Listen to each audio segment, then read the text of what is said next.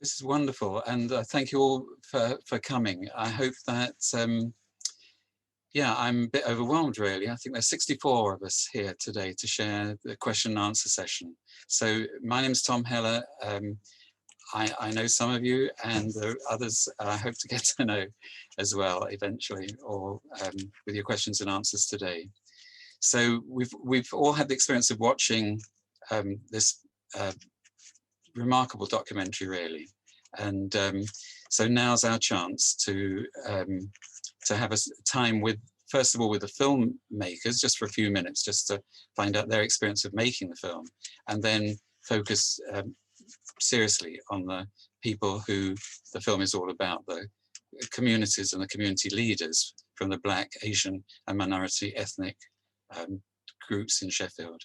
So just a bit of housekeeping really. We are recording this session, so if you don't want to be recognised or you don't want to be your name to be on this recording, then just switch off your video, and you can change your name as well to something anonymous. But don't leave us. That would be a shame, really. And you'll still have a chance to ask questions. So people are used to the chat session, you know, the chat at the bottom of your screens. If you want to ask a question, just use that if you wouldn't mind. I'm now on sort of 3 screens, so I can't see you all if you put your hands up to ask a question. So I will ask for help. I think certainly Bibi and Steve will help me point out if people have got questions as we go along. So first of all, I'm going to ask Ulya Nistor, who's the rather wonderful producer-director of this film, to talk about, you know, tell us a little bit about making the film, the process of making the film. Ulya.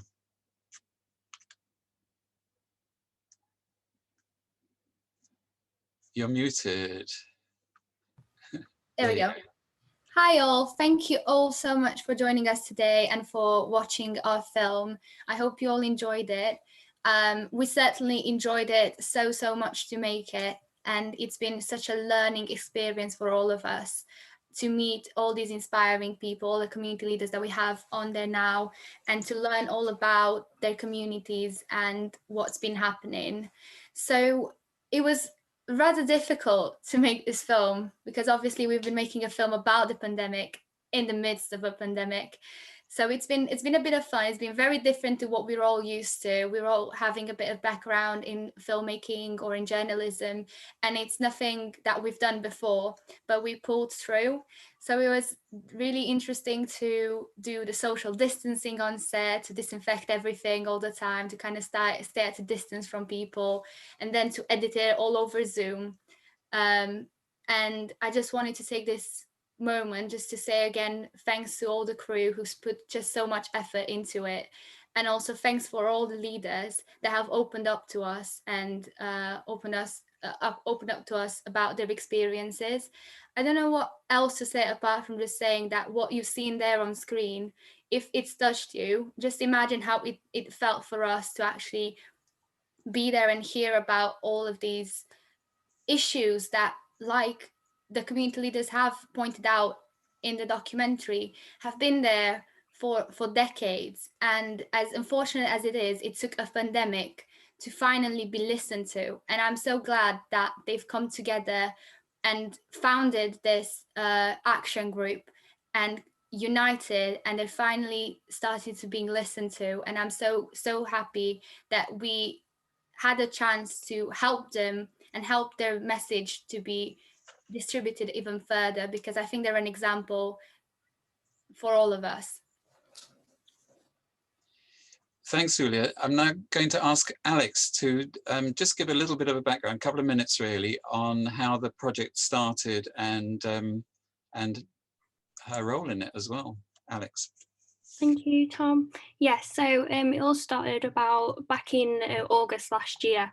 So that's when I first started volunteering with Sheffield Community Contact Tracers, and I first met Tom, and we kind of put our heads together, and Tom had the idea, as well as myself, of kind of putting together a bit of a series, well, a documentary to highlight some of the experiences of people over the past year and their experiences with COVID, especially people from what we call seldom heard communities, so people that have been almost left behind in a way, been forgotten about and have been misheard. So we really wanted to highlight these people's voices and their stories and give them a place to kind of share their experiences. So as I said, back in August, we kind of decided to get a bit of a team together. So this time last year, myself, Adam McGrath, the director of photography, and Rory Nicholson, who did the sound on this episode, we were all students at Sheffield University. I was studying journalism and Adam and Rory were both studying film. And we got the opportunity to go on a trip with the university, and we were going to go to Jordan to make a documentary about the refugees out there. But as we all know, lockdown came and it didn't end up happening. So we kind of used the energy that we had all ready to go and make that film, and we put it into making this film. So from there, we kind of got our contacts and our networks together, and then the rest of the film crew came along, and we found Yulia and Matt and Charlotte and BB and Nathaniel and the other Matt, and we all came together. And over the past 6 months, this is what we've been making. Well, thank you. I think that everybody here will notice how modest the pair of you are. And together with the crew, you made just such a wonderful team. And I can't remember a harsh word. So maybe I wasn't there when that happened, but certainly any of the meetings that, were the production meetings and things. So it's been a delight really to be observing you all at work. And of course, the product is a really polished piece of work that we can be proud of, really, enormously proud. So Julia and Alex, is there anything specific that you want to say about the difficulties of making it during the pandemic, or do you think you've said enough and we can move on to the community leaders now? Well, I think that really we've said what we had to say about just making the film and the difficulties, but I just wanted to also add that it's strange how it brought us all together.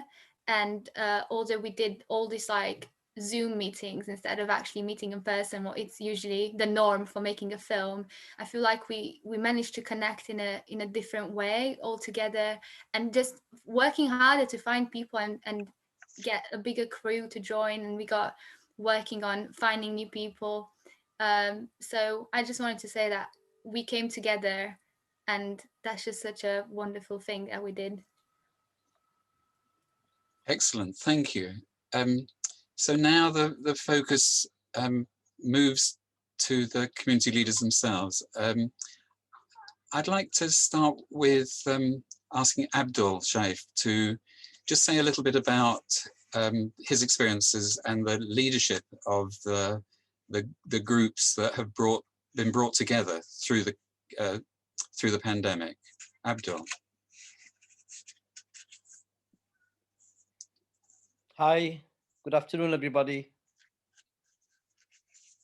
Yes, on the 12th of March, we knew alone in our organization, ACT and Hatfield, the two organizations that save the community, we knew that we will not be able to respond to the pandemic on our own alone. So we, with Sadaka, Pakistani Muslim Center,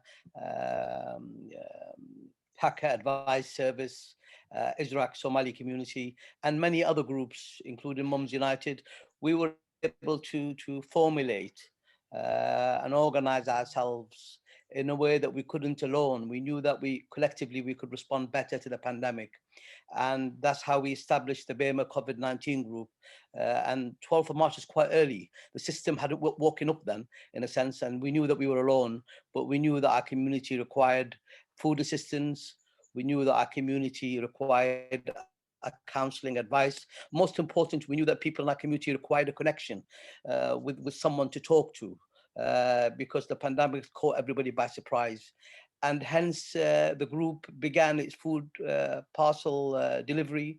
We delivered more than 5,700 parcels of food collectively together. That included ACT, Hatfield, Sadaka, Israq, Mums United, and many other organizations. And that was a big operation. We also produced masks for people through using people in the community that could use sewing machines, and we produced masks for care homes and for the NHS, for some of the hospitals. We took them by hand, and I think we felt that we needed to look after each other. We needed to look after each other in a way that we haven't done before. And that collectivity and that solidarity between the groups was unique. I mean, we had it 30 years ago, but it repeated itself again through the Burma COVID-19 group. And I'm glad to say that the film possibly highlighted that in a very positive way. If the film hadn't highlighted it, I think that work would have gone sort of missing. So in my view, I think what we did also cultivated a very positive relationship with the NHS and with the council, a relationship which is now much stronger than it was before 12th of March. In fact, we hardly had a connection with the system before the 12th of March. I think what we've achieved since the 12th of March has been a process of understanding each other much better. The system should have understood that we were there for a long time, but they haven't. There was a vacuum there, but I think they know we're there now. They know that we've proved ourselves in terms of the delivery of services to the community at this hardest time. We've had to deal with some very difficult problems. For example, funerals, and how people dealt with funerals. People in our community didn't like the lockdown at all. They didn't want to abide by some of the rules, but we communicated through a good leaflet that we did in 5 community languages to the community about social distancing and about how to behave when there's a funeral, how to behave in social gatherings. And all that helped the police, helped the council, but most important, it helped the community to abide by the rules. And hopefully now we're working on the vaccination process, and that will hopefully encourage much more BAME people to be vaccinated. Thank you. Yeah, that's a really important point. And as you know, Sheffield Community Contact Tracers are hoping to, or continue to help with that work about vaccine hesitancy. Adam, just to add, sorry, before I go, just to add that the Community Contact Tracer team and the people that work there have helped us hugely to do what we've done, and I want to register our thanks to them too. Thank you very much. Adam, I think during the film you were talking about the issues of the pandemic of racism, and I don't know if you want to just say something about that to this audience now. Adam Yusuf. I think you're still muted, I'm afraid, Adam. Okay. Thank you. Okay. Yeah, thank you very much, Tom. And first of all, before I answer the question, I would like to thank the film team and the crew about the documentary. It's very well presented and we appreciate it. Equally, I want to thank Tom and his team, Sheffield Community Contact Tracing team. And I want to also follow up with Sheffield Hallam University, Jeff Green, the head of the media, Saskia, and Darren, who we work with and through other projects within the reaching out to the communities. And we've got a studio there which they fully support us with both their time and equipment. So we appreciate that. So it's very important that I highlight those and appreciation.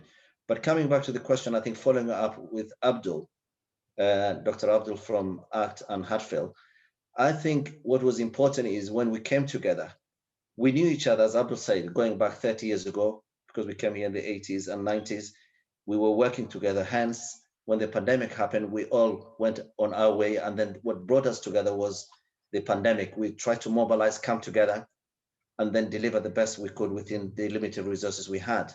But by coming together, we realized that on one hand, we were reacting to the responsive, the emergency response that we had to put together within the community settings, and we had to deliver that.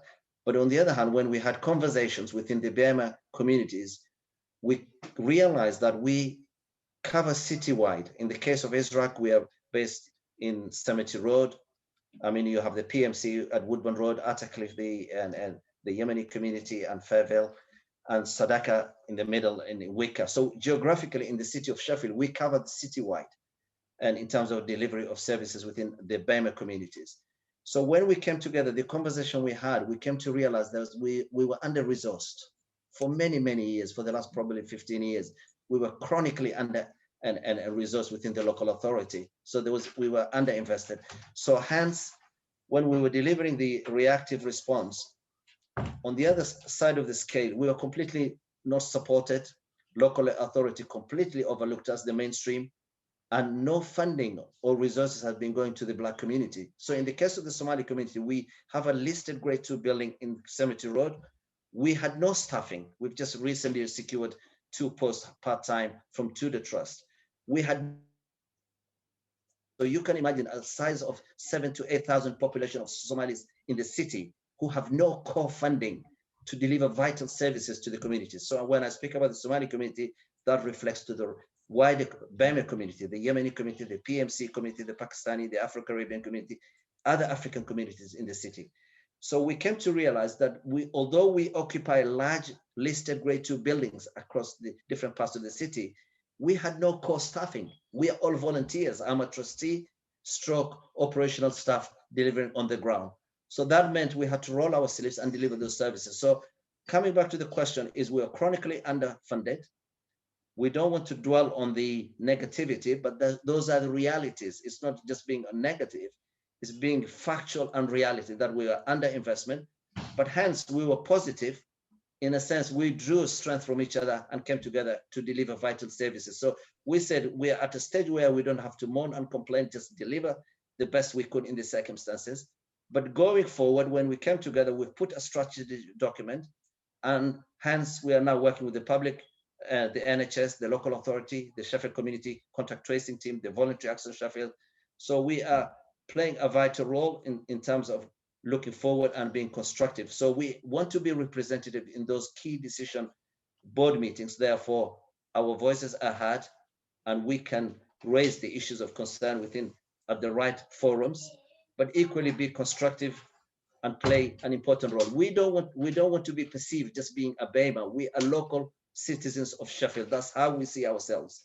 And that's how we want to raise our kids, and so that they can have dual heritage or dual citizenship. It doesn't matter, but as long as they can be a citizen of Sheffield and deliver those vital services. So for those of us who have been here quite long and leaders of those communities, we want to be positive moving forward, but also play an important role in the strategies. For example, there's a recent strategy of employment skills. We've been contributing into those strategies. So we are reflected in those key citywide strategies so that we can play an important role going forward. Thank you, Adam. It's wonderful. Hawa, Yatera, do you want to say something about the role of education, and particularly the Women's United Women's Alliance, United Women's affiliation during this pandemic? Hawa.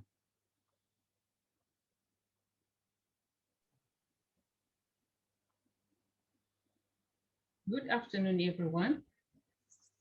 Can you hear me? Yeah. Good afternoon. And first of all, I would like to thank the documentary crew. They have done a wonderful work, including the Sheffield Contact Tracers, who joined this team to actually work together and get to know each other, who is doing what and where there is a gap. On behalf of United Women Affiliation, we noted that the information that the government were just displaying as accessible information, it wasn't really reaching the community that we serve. Having said the information was not reaching the community that we serve, the information was in English language. Majority of deprived women and deprived Black and minority communities, particularly those who newly arrived in Sheffield, they were not understanding the information that were actually displayed in the digital accessible library. And that information, even if it was accessible, it wasn't well understood by the majority. Even those who understand the English language, the information was distorting. It was changing there and frequently changing, and people, they were confused. So when we reached out to the women, particular women that we serve, they had difficult there to understand the information. And then if you don't understand, you can't really practice accurately. You can't do the right thing that the government wanted you to do. And we decided to talk to the women, and the women said, okay, we can't really understand because some, they have limited hearing aid. They couldn't even hear the information from the Zoom. They couldn't, they don't have enough, or they don't have digital resources to actually access the information. So we conducted a series of face-to-face workshops.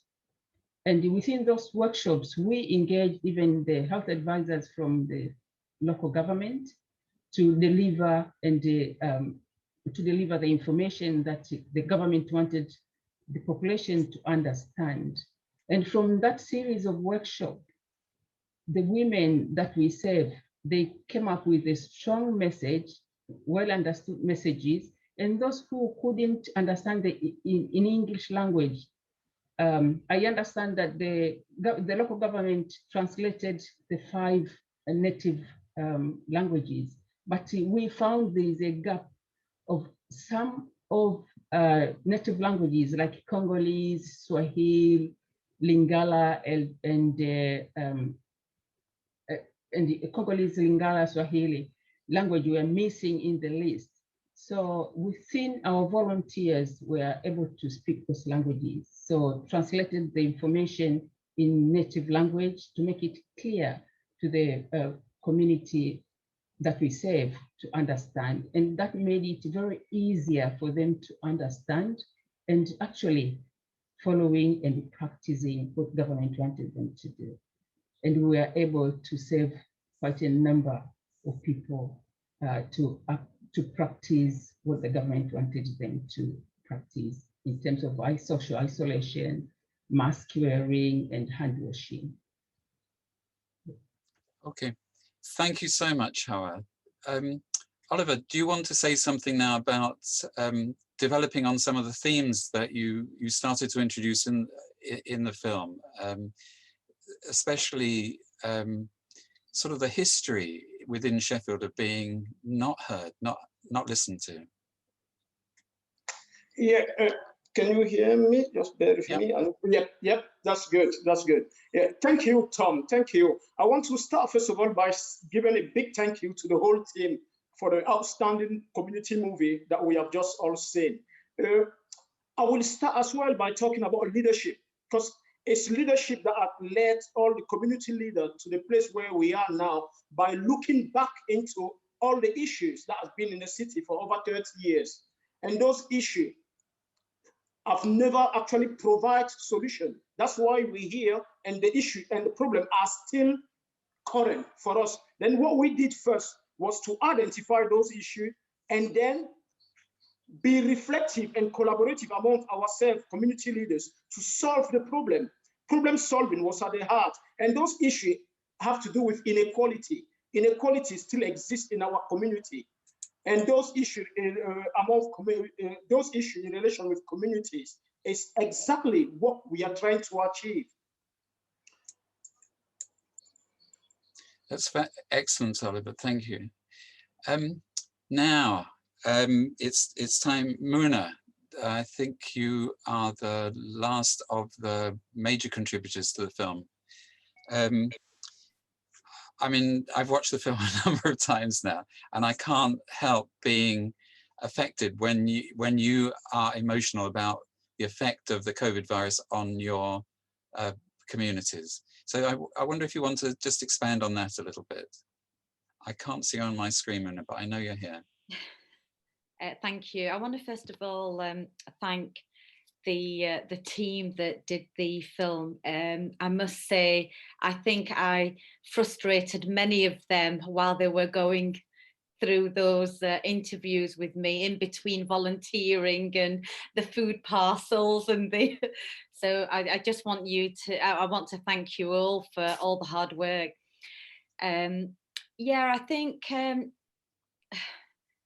working grassroots level with many of these leaders. I mean, I cannot call myself a leader, but the leaders such as Adam, Oliver, Hawa, and Abdul, the key work was really important, because not only were they leading, but we were working together at grassroots level, directly working with individuals. And the case studies were of disproportionate and disadvantaged community members was really heartfelt, especially when you watch volunteers going out there and you're working with them, and the stories that come through. Issues like people passing away, family members passing away, and the fact that families weren't clear of the guidance or the support or what they needed to do. Within our communities, burial is so key. That support and that close network that we have was broken down, and the reassurance to family members how to deal with COVID, the pandemic, and being told you can't see your family member, you can't touch them, you can't say goodbye. That was really hard to work with. The message wasn't clear from day one, and I really applaud the BEMA COVID-19 Action Working Group and all the leaders that came together, because they made it clear that they couldn't watch their communities. We were seeing our communities dying so quickly, rapidly, and nothing happening. So it was great to see them coming together. But when you're in with the volunteers and workers in that war, and I saw COVID, that pandemic was like a war. People lost their jobs, people lost their lives, messages weren't sent through properly. The impact just rippled right through, and it was really heartfelt. And for us, the frustration was I couldn't, to be honest, as a key worker, I couldn't understand why the messages weren't clear, why the resources weren't put into place as they should. We had parents, and I mean, one of the ones that were really a catastrophe, to be honest, to me, was parents of with vulnerable children, BEMA parents with vulnerable children that required medical support, physiotherapy, wheelchair assessments. That service shut down in a way, and parents weren't clear what to do, and the impact was life-changing to many of them. So yeah, I just felt that there needed to be some change, and it's really important that the government needs to clearly understand that they can't do this on their own, that working with community and BEMA communities such as ourselves, where we can really reach out. But as Adam had said, the resources need to be there. The resources really need to be there, because organisations within the BEMA communities are able to have a positive reach out, and things need to change. Thank you. Thank you, Muna. Susie Miller, I know you weren't in the film, but I'd like to put you on the spot if I may. I always enjoy listening to you. But one of the ideas behind the film has come from the words that you said during a session long ago about you're not hard to reach groups. Do you want to say something a bit about that? You're always being, called hard to reach. Do you want to just expand on that? It is it's one of those sayings that is actually the most annoying thing, to sort of say that people are hard to reach. People are minoritized. People are sort of like, you know, excluded culturally, racially, linguistically. It's the systems that exclude. When you say that people are hard to reach, it gives the impression that people are obviously not trying hard enough to be where they need to be. When you change it around and you use the terms which have been quite positive in the film by the filmmakers, and you talk about, you know, their exclusion, you then look at the structural systems of what's gone wrong.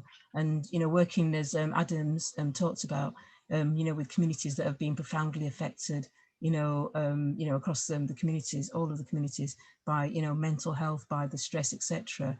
You know, people know who they are. And if things aren't in their language, as sort of like Havert has talked about, no matter the size of your community, you are being systematically excluded. So if we all try to look at, you know, people not being hard to reach, we all know who we are. We all need to then sort of structurally talk about what are the actions and change, sort of like as Muna has started talking about, that we need, so that we are not just recognised, but that we're resourced in the way sort of like that Abdul has talked about.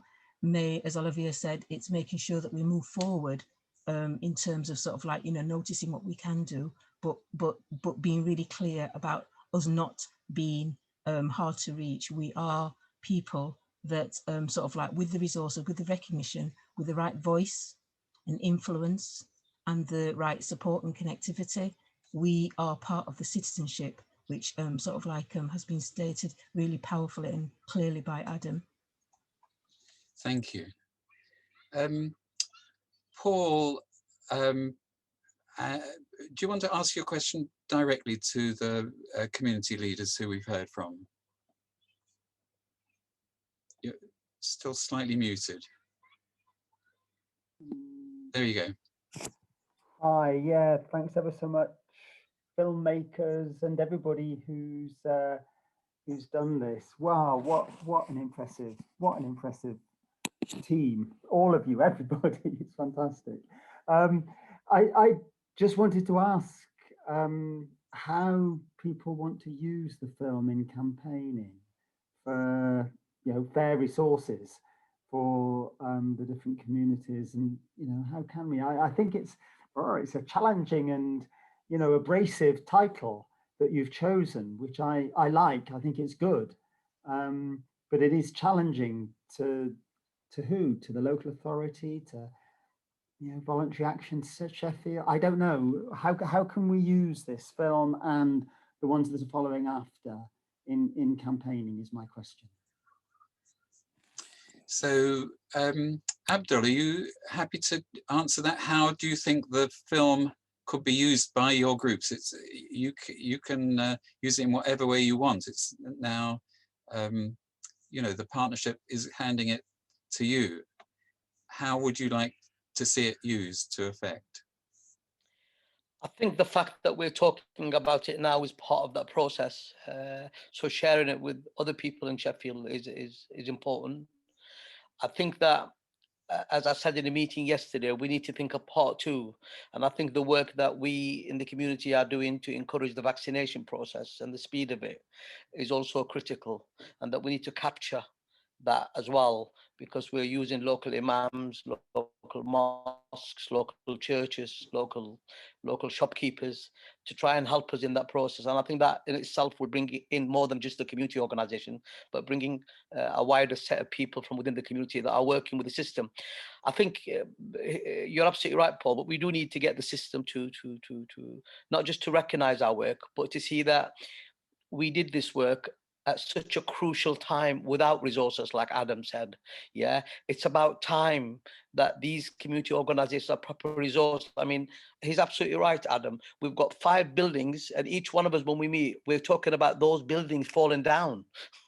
Yeah, and these are the very buildings that we've used to help us in our strategy as a BEMA COVID-19 group to deliver the services. So really, these buildings don't belong to us, they belong to the people of Sheffield, they belong to the council, they belong to the NHS. So I think that film alone should illustrate very clearly that there's a huge need for resources, and the resources are there, they're just not prioritized for Black people in the city. And I think if we can change that flawed system that we have in a very positive way, that would be the right way to go forward as far as I'm concerned. Thank you. Janet Harris, I can't see you. Sorry, I've got so many screens here, which is a good thing. Janet, are you here? And can you unmute and just say something about, in the film, there was an indication that a lot of the funding that goes to communities or to charitable organizations within the city, it goes to down certain routes and often doesn't reach the Black, Asian and minority ethnic groups. Janet, are you here? Yeah, Sorry. I'm here. I don't know where I am on your screen, Tom, but I'm here. Do you want to say something about the findings of that research? In the chat about it too. Some of you might know that every year Voluntary Action Sheffield does a survey which is called the State of the Voluntary Sector, and it's mostly online. And last year they asked me and a team in the Sheffield School of Health to analyze the survey results. So we did.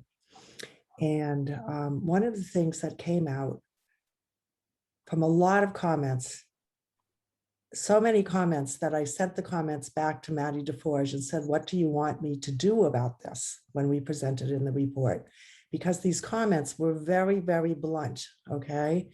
And they said, one of the problems in Sheffield is that we have really big community anchor organizations. And of course, they do wonderful work. And then we have smaller organizations which don't have staff who know how to complete funding applications and don't have the time and the resources to put one of those funding applications together. They also said the funding applications are really complicated and hard to understand, and that they don't get any help in figuring out how to complete the application in the way that the council needs it completed. And so the long and the short of it is that part of this survey looks at how much money each organization gets and then breaks it out by who gets more and who gets less. And every year it's found that people's comments are supported by the evidence that the smaller organizations get a lot less funding and that there's a basic inequality there. Looking across the other cities that do the same state of this voluntary sector surveys, the same thing comes up. Smaller organizations get less of the resource. So this is only my own opinion, but I used to be a commissioner. So I was on the other side of the fence and I wrote those instructions telling people how to apply for funding. And it's hard to write the instructions, but there needs to be some kind of discussion between the smaller organizations now that are becoming more represented in board meetings with the city council about how do you set up this funding application process so that everybody has equal opportunity to apply for it. And there really needs to be a discussion about that because that could be fixed, okay? And not just fixed in terms of how you write the instructions to apply or what the process is, but there are plenty of people out there like me who in our lifetimes, and that's why I have so much gray hair, have had to do a lot of these funding applications, but there are people that can help and volunteer to help.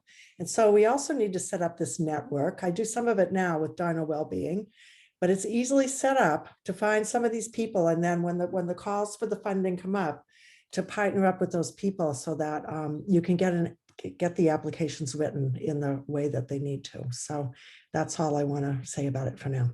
Thank you. Thanks, Janet. Alexi, do you want to unmute yourself and just say a little bit about your suggestion about how the this documentary could be fed into the Sheffield City Council's Race Equality Commission?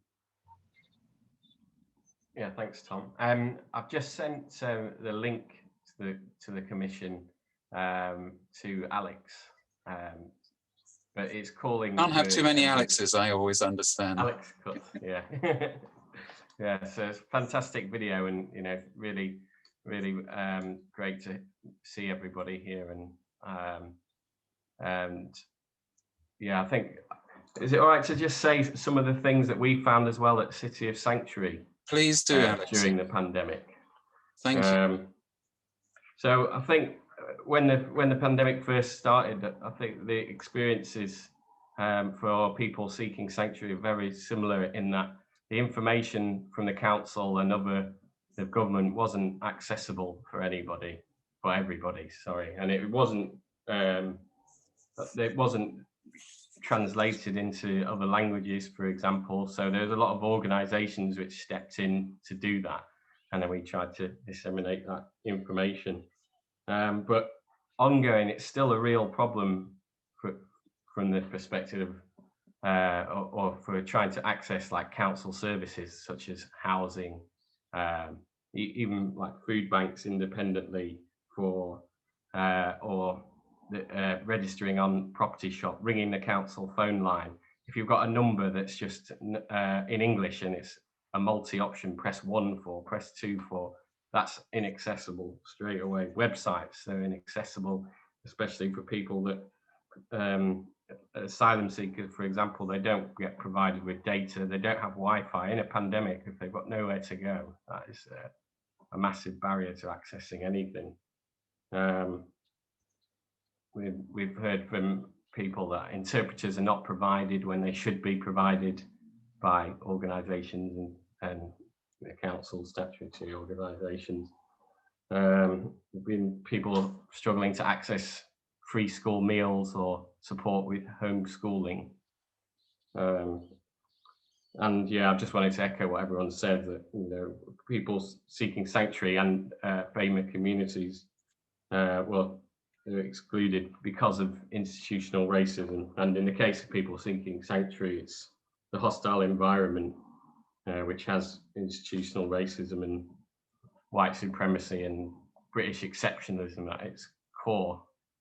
And that is the thing that people seeking sanctuary have come up against in this pandemic, and you know, been really severely affected by the pandemic and the lockdown because of that. Alexi, thank you so much. It's a really important sort of set of things you've said there, really. That's really good. Gillian Creasy, your name's come up in here and you wanted to say something about Sharrow and Shipshape, I do believe. Can you be unmuted, or that's better? Yeah. Okay, hello everyone. Yeah, fantastic film. I really enjoyed that. I don't know, I don't seem to, oh yeah. Am I coming up all right? Are people Yes, here? you're fine. It's yeah. I mean, I'm conscious the film was really about, you know, some of the kind of key leadership groups within the city, and there will be loads and loads of small organisations that were contributing to the effort and that, you know, haven't been name checked. But I guess it's just because I live in Broome Hall, and through the Broome Hall Centre, I work pretty closely with Shipshape, and I guess, you know, I know the workers there. And I suppose I was really kind of taken with the comments about how hard it is to carry on volunteering and serving people when your own community, your own family, your friends, your fellow volunteers are being directly impacted. And I guess, you know, that's the story I've heard from the people I know at Shipshape, really. So I just wanted to raise that point and kind of take the opportunity to thank them. But, you know, I'm conscious that there are loads and loads of smaller organisations that have been in the same position. Thanks. Thanks, Gillian. I think I'm going to do an unusual thing, which is just to invite comments. You don't have to turn it into a question, although I might ask one of our, you know, one of the people who is in the film to respond to your comments.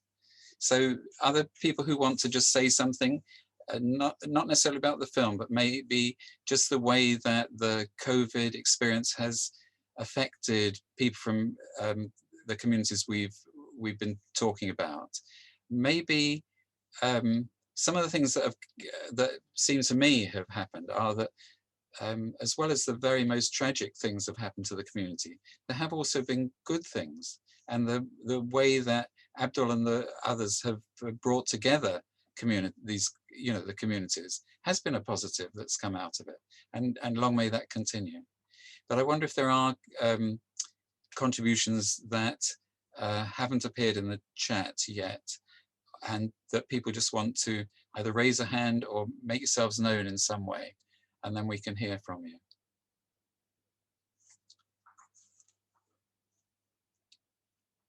Anybody waving their hands? I can't see. Oh, there's Rosie, I recognize you.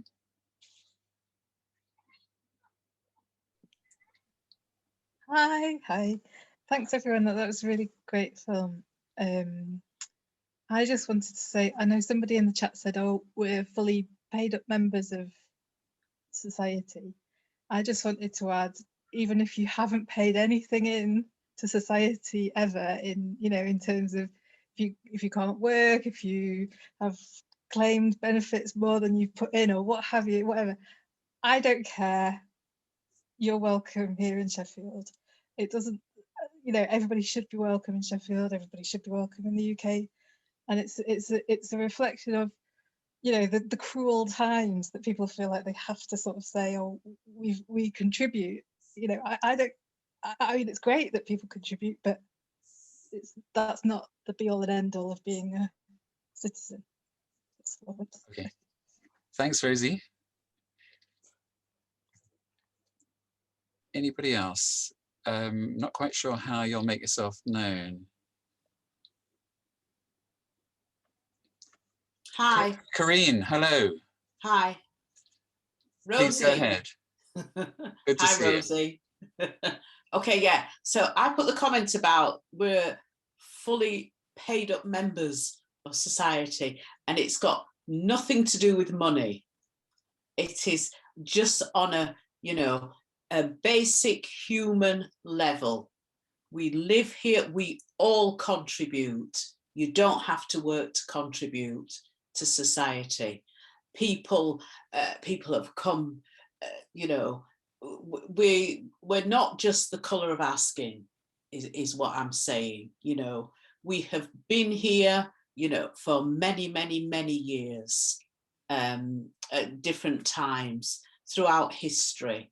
And just that fellowship, it's part of, we're part of everything that does go on. So it's in that sense, young, old, all of us, and we owe it to each other to be, the best that we can. And one thing which there are far too many bad things going on, and so many people, all of us, have found time. Even if we just come online and attend a meeting and hear what's going on, we all take from it, something. And yeah, there's been so much good that's been done for people, by people, to people. It's, yeah, we do need to take that time and applaud ourselves. There are enough barriers and everything. It's, we've got to get on. Okay. Fantastic. Excellent. Okay. I can't see anybody else waving, so I think this is then the time to see if we can finish within the hour, which would be good. And I think it's oh, Hawa, go ahead. Oh, you're still muted, I'm afraid.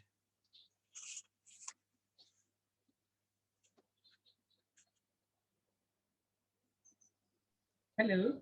Hello, how we can hear you. Yes, good. I just want to add on the positive side of this collaboration. This is a feedback from my group, and they said they felt so confident when a member from the local government joined one of the workshops one of the sessions, and talked about what government was saying about social isolation. It really uplifted their feelings, and emotionally they felt so great. So that collaboration with the local government really is wanted in each and every level within the community. Thank you, Hawa. Okay, I'm going to hand you over to Alex now, and to say about how you can do a little survey about the film you've just seen. Alex, do you want to say about that?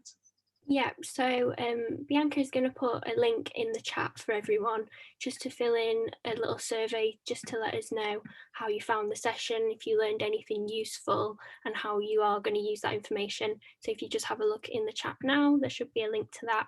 And there's also another link within that form to take you to somewhere else where you can register your interest if you want to take part in any future episodes, because we do want to make this into a bit of a series and involve loads of different other communities across Sheffield, because there are so many different people that have a story to tell, and we want to highlight all of those. So there's an opportunity on there for you to get involved as well. Thank you very much, Alex. And will people who've registered for the event get this by email or some way, because the chat disappears, doesn't it, in a minute? Yeah, so if you don't have a chance to do it now, an email will be going out in about half an hour. So yeah, keep an eye on your emails as well, because all the links will be on there. Thank you. And Ulia, do you want to say a little bit about, very ambitiously, you've called this the first in a series of documentaries. So do you want to say what's coming up next, and what people can expect? Okay, so yes, this is the first episode. We fully intend to keep going with this series. Like Abdul has mentioned earlier, it's important for us to highlight all the issues in the city and beyond. And we are now in the process of actually trying to make the episode 2 as soon as we'll be able to film. We've been talking with the Sheffield carers community, and we would want to do a video on the carers. We're talking to a Daira who is all about mental health, and especially in the Black communities. And we want to highlight a lot more. We've been also talking with Alexi before. We might collaborate with him in the future to talk about refugee and asylum seekers. And yeah, we are ambitious, like Tom said, because there is a lot of work to find the people that want to speak to us and to make the film in itself. But we think that the film medium is so powerful because, like I said in the chat, it's just so important to start conversation, make people think about it, because we so unconsciously sometimes not think about these issues, but we need to be facing with them and talk to everyone. Rob has mentioned, Rob Cottrell, who is from Sadaka. He has in his interview said to us that it's really, really important for us to speak to all of our friends, like to just start putting in the conversation, to start conversations about inclusivity and about listening to the seldom heard voices, and about just giving them the power, just empowering them to speak up and back them up in our places of work, or in just our friends group or whatever. It is our duty to help, like to empower all of us to be equal. I'm sorry if I'm babbling, I'm just really emotional about this, because making this film has really highlighted for me how sometimes oblivious I was to what other people like are experiencing, things that I'm not experiencing and I might have not thought about. And I just feel that we need to keep going with this, because it's important to empower people. And thanks to everyone who has been speaking today. I am so grateful to have met you all and to hear from you all, and I hope that we keep the conversation going. Thanks, Julia. Wonderful. So I think I can probably compete with you about being emotional about what's been going on not only this afternoon, but also over the last few months. It has been a real education for us all, I think, who've been making the film or been involved in observing the film being made. So that brings me on to really thanking the filmmakers, and I'd just like to go through you all again, go through the names and get your approval, really. So there's Ulia, obviously, who just heard from, who was both producer and director and kept us in line, really, along with Alex, who was another producer and obviously was there at the very beginning of the filming. Then Adam, who's the director of photography and driver of the limousine that took the machinery around. Fantastic. And Matt, the editor, I hadn't quite realized the number of late nights and things that are necessary to produce even a 20-minute film. So, thanks to him. Rory on the sound has been here all along. I'm just looking around the screen really to see who's here. Charlotte, who did those lovely graphics at the beginning, if you remember. Natty, who came up with the music. I mean, there was so much music that he produced, had to be cut down. And of course, the One World Choir, which their song is in there as well, really. Who else?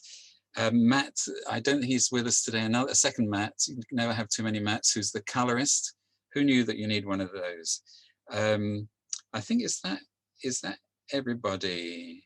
Obviously, there's Bibi, who did all the IT for this and absolutely faultlessly. I'm always anxious that we don't lapse into being like one of those, joke, dysfunctional Zoom meetings. But I think we've done the opposite. I think we've really had some connections here today. And I really thank you, Bibi, for that. And for doing a lot of the publicity and social media along with Alex to get us all here today. So, obviously, this is when I really will start to get emotional about what we've heard from the community leaders. Obviously, I had quite a lot over the last few months to do with Abdul, who's a part of the Sheffield Community Contact Tracing group, but also Muna, who I well up every time I see the film when it comes to your contribution. Thank you. Fantastic contribution.